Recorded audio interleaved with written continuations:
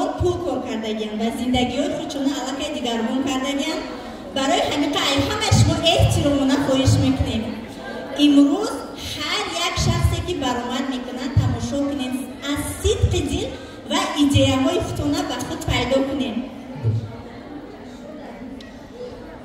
2 میلیونری که تاریخ موفقیتشون رو به شما نقل میکنن. یکیش زن 48 ساله هست که با فرزند بیمار خود نگاه نکرده کار میکنن و در همین کمپانی فبرلیک با پول کمپانی فبرلیک علاقه فرزندش شفا یافته است.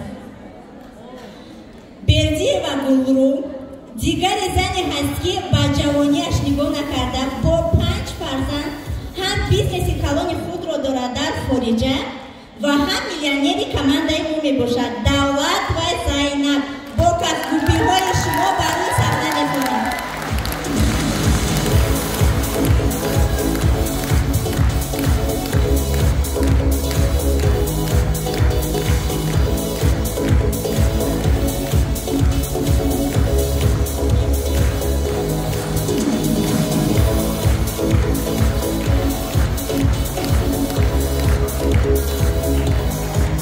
اپای خواهران، گل دخترای زیبای تاجیکستان، گل دخترانی که از تاجیکستان هستید، فخری تاجیکستان هستید، از کلاب و بدخشان هستید، فرقی ندارد از کجای هستید. اپای خواهران عزیز و مهربان، من زنی 48 ساله زلاتای دیرکتری کمپانی فبرلیک بردیه و گلرو هستم.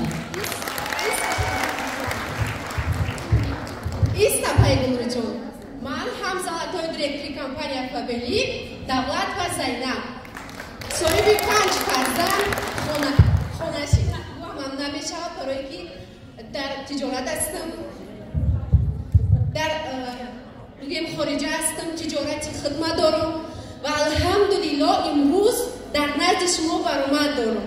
زینب جان ایستید، کمی من نقل کنم. من با کدام وزبینی آمدم و با این فرسنگی ها حاضر مثال آماده شدم. اپای خواهران عزیز مهربان، من یک مهاجر زنی هستم که سال 1998 همراه شوهرم و فدراسیون روسیه همچون بازارچی 25 سال سوداگر بودم. زندگی بهترین داشتم، عائله بهترین داشتم. روزی شد که فرزند 24 ساله من که جامعه دامادی و برداشت 9-8 ماه شده بود، داماد بود، بیاری رفت و در راه ماشینش زد. 2.5 ماه در حالت کامه بود. 1 سال رنگی آهن خواب بود، نمی جوید. اپای خواهران، من سوداگری بازار، میلیونری بازار همین خیل شدم که زنی خانه‌نشین شدم. بر 1 کپیکی خیش و تبار، بر 1 کپیکی یاران و دوستان محتاج شدم. کافتم، خواستم، چیکار کنم گفتم. بعد روزها ولاگ سیده رجب را تماشا میکردم و در خاطرم هم نآمد. همون روزهایی که خانه‌نشین بودم، برای آن که من مجبور شدم کار کافتم، با سیده رجب را کافتم و مراجعت کردم. سیده رجب و مرا به کار گرفتن. نستانیسای من شکرانه آن میکنم که مرا رجیستراسیا کرد. دخترا نگوید نستانیسا نداره. من کار خود از اینترنت یاد گرفتم. کسی میخواهد، کسی میتواند به نستانیسا میکند. شکرانه کنید که نستانیسا دارید. من شکرانه میکنم که سیده رجب برای یافتم. در گروپ ها با گریه و ناله آمدم، با داد و فیغان آمدم. همه اپای خواهران ابوچین من گوش کرد، دعاگوی فرزندی من بودید. 1000 رحمت سیده رجب و 1000 رحمت ماهیره رجب و 1000 رحمت مولوده رحمت و کسانی که کمپانی فبرلیک آفریدید. اپای خواهران عزیز و مهربان، همه از روی ارتیکل میپرسید. من فقط با داد و فیغان از درباره بلنسه بودن فرزندم، درباره کم نفس گرفتن فرزندم میگفتم. همه شما دعا گفتید و فرزندی من امروز بپا خیست.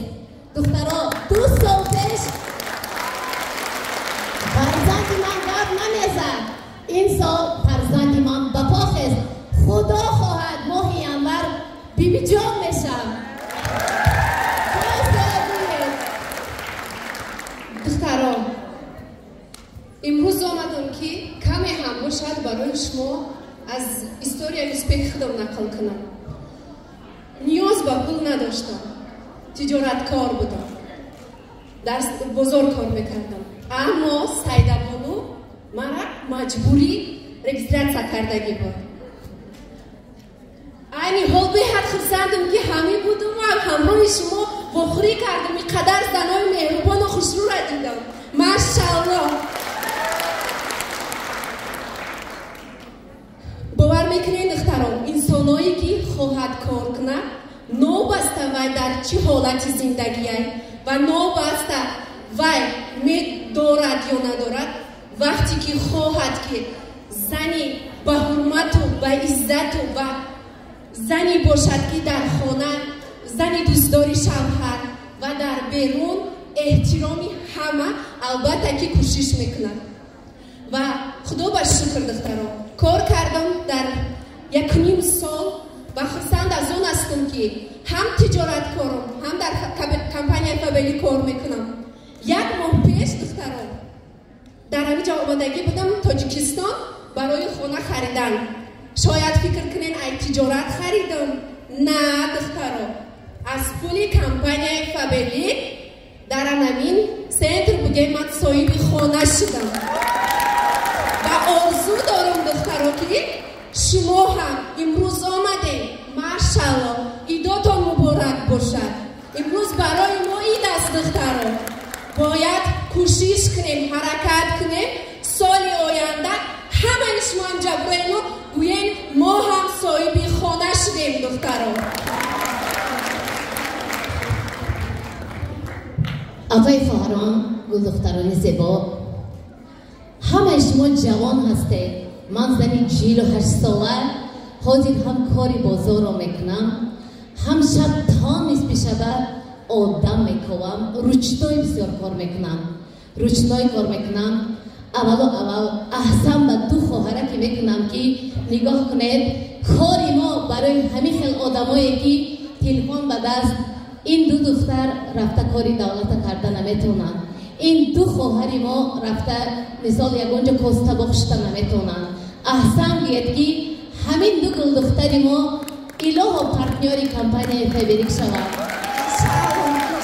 اپای خواهران از همه آتان امیدوارم که از همین جا رفته من پارسال ستارشی دیرکتر بودم، این سال زلطای دیرکتر اومدم.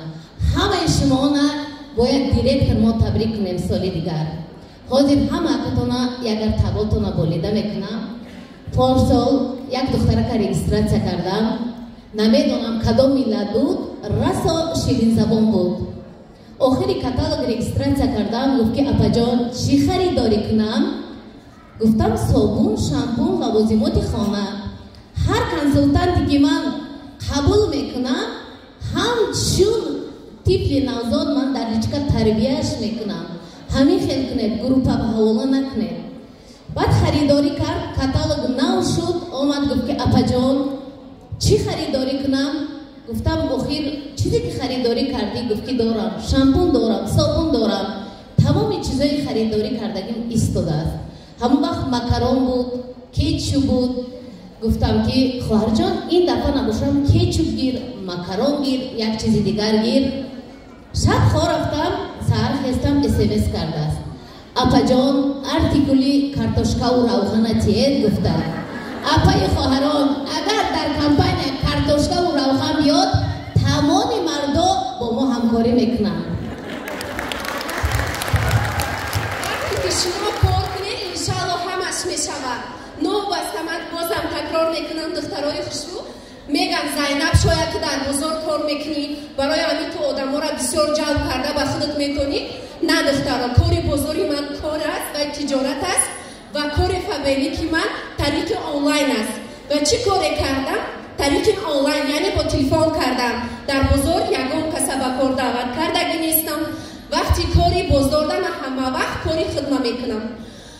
بعد دختران خوشرو یک چیزی دیگر هم گفتن نمونم که دختران من همین 2 ماه پیش به داغستان رفتم، بسیار زنها را روی صحنه برآوردن با زنیای نو به نو، با چک‌های میلیونری. من اونجا دخترکو старший директор будам, ҳами хеле будам, чӣ будам, ҳами хеле будам духтаро. Лекин ман ҳаракат кардам дар байни 2 каталог 2 звания гирифтам. Барои чӣ духтаро? Барои ки як каталоге буд ки ман бисёр ҳушла ба тиҷорат медодам, аҳамият намедодам. Аз рӯзе ки Доғистон рафтам, дидам занҳои коргара, аз ҳамон рӯз духтаро ман сахт ҳаракат кардам ва ба худам боз боварӣ сахт кардам ки агар инсоне ки сидқан кор кунад, албатта дар як каталог 2 звания мегирад.